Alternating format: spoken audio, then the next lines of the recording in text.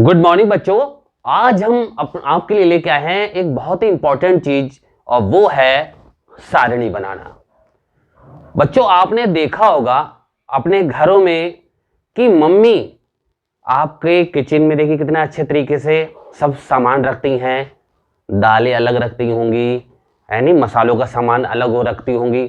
ठीक इसी प्रकार से आप देखते होंगे आपके कपड़े भी अलग अलग रखते होंगे कि भैया के अलग रखते होंगे, बहन के अलग रखती होंगी, अपने कपड़े अलग रखते होंगे। यानी हर का रख रखाव, जब कोई चीज अच्छे तरीके से रखी होती है तो हमें देखने में भी अच्छी लगती है और हम तुरंत बता सकते हैं कि कौन सी चीज कहां पर रखी है, क्योंकि वो सिस्टम से एक आराम से एक सारणी के रूप में यानी एक तरीके से रखी है गई है।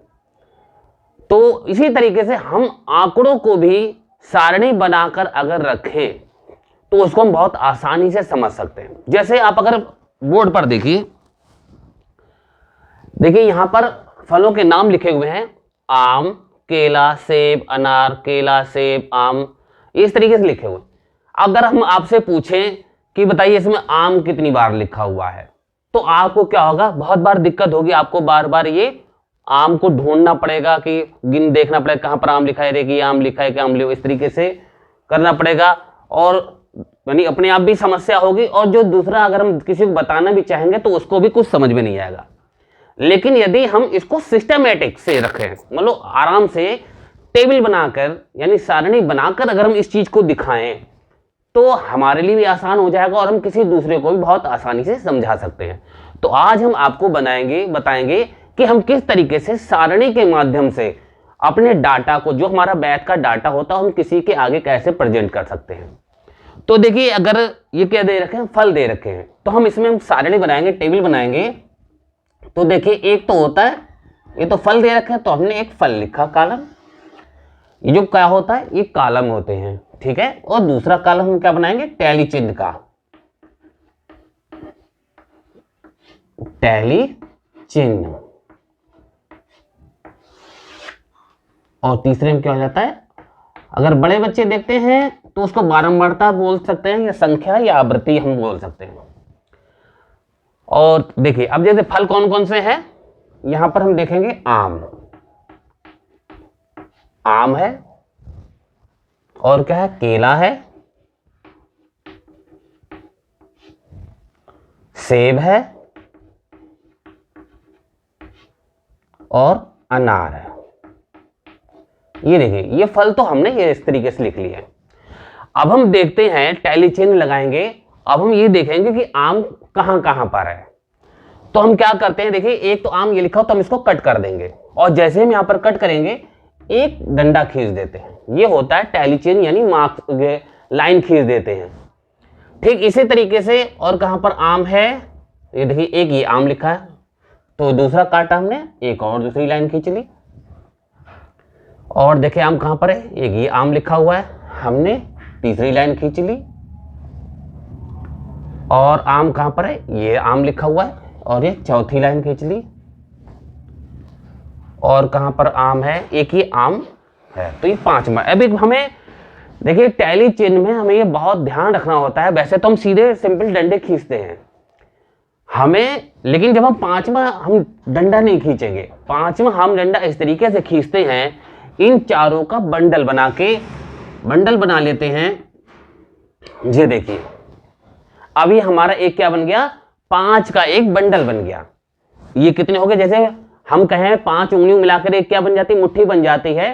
ठीक इसी तरीके से अब ये 5 का हमारा एक बंडल बन गया। तो आप पांचवा डंडा जो है फुल नहीं खींचेंगे, पांचवा डंडा हमेशा ये कोने से कोना मिलाते हुए बिल्कुल एक तरीके से आप कहें एन बन जाता है। ये देखिए एन बन गया, बिल्कुल एन जैसे आपको लग रहा होगा। तो ये कितने हैं, 5 हैं। और आम कहां पर लिखा है, ये आम, एक डंडा और खींच लिया। तो ये पांचवें डंडे ही जो जब हम पांचवा डंडा कोई खींचेंगे तो हमारा वो डंडा चारों को बांधते हुए खींचा जाएगा, ये हमें ध्यान रखना है। ठीक, अब तो कहीं आम बचा नहीं कहीं पर, तो आम हमारे हो गए। ठीक, अब हम बात करते हैं केला की। तो केला को अब हम धीरे धीरे ऐसे काटेंगे, एक काटा, ये हमने लिख दिया, और ये केला एक है, दूसरा टैली चिन्ह खींच दिया, फिर एक केला है, ये तीसरा टैली चिन्ह हो गया, फिर ये केला है, फिर हमने एक टैली चिन्ह खींच दिया और फिर एक केला है।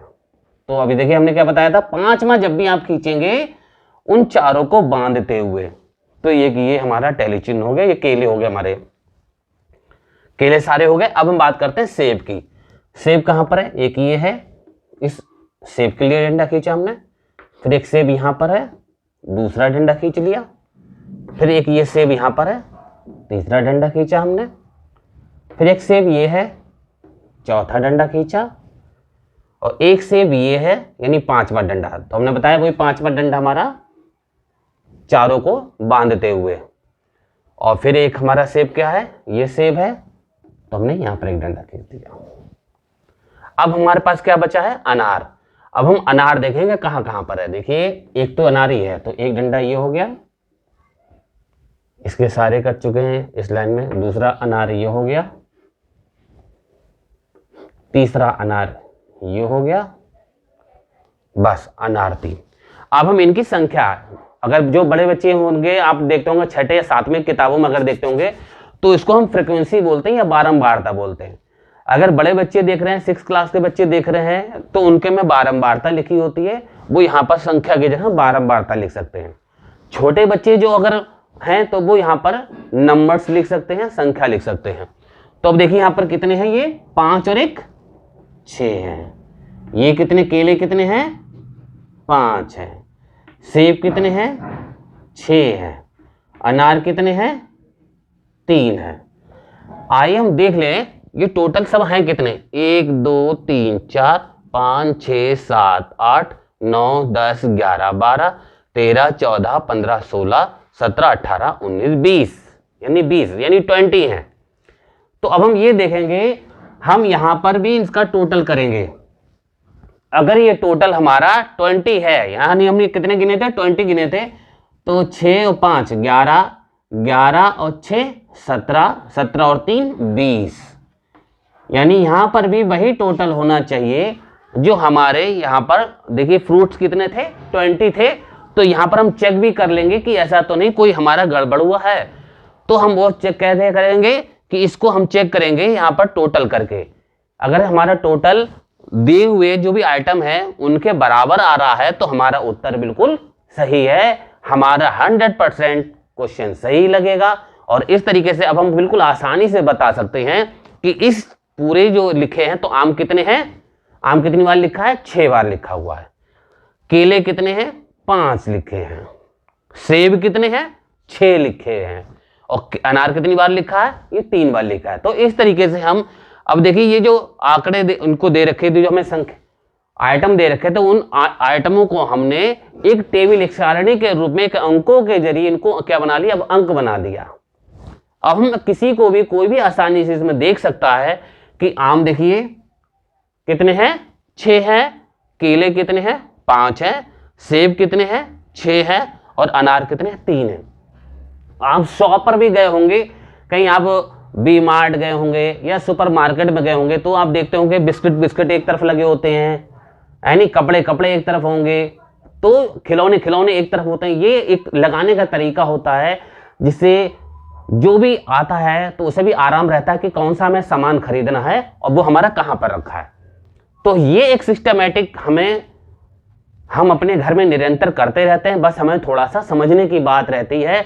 हम घर पर तो खूब संभाल के सब चीज़ें लगाते हैं, लेकिन जब हमें कॉपी में वर्क करने के लिए दिया जाता है तो हम सोचते हैं ये कैसे करें। तो आप इस तरीके से सारणी बना सकते हैं और अपना जो भी आंकड़े हैं उनको सारणी के माध्यम से बना सकते हैं। तो बच्चों, अब आप सारणी बनाना सीख गए होंगे। अब इसमें अगर आपको कोई भी दिक्कत है तो आप तुरंत हमें कमेंट में लिख सकते हैं, जिससे हम आपकी समस्या को दूर कर सकें। ठीक है, अब हम अगली वीडियो में आपसे फिर मिलेंगे।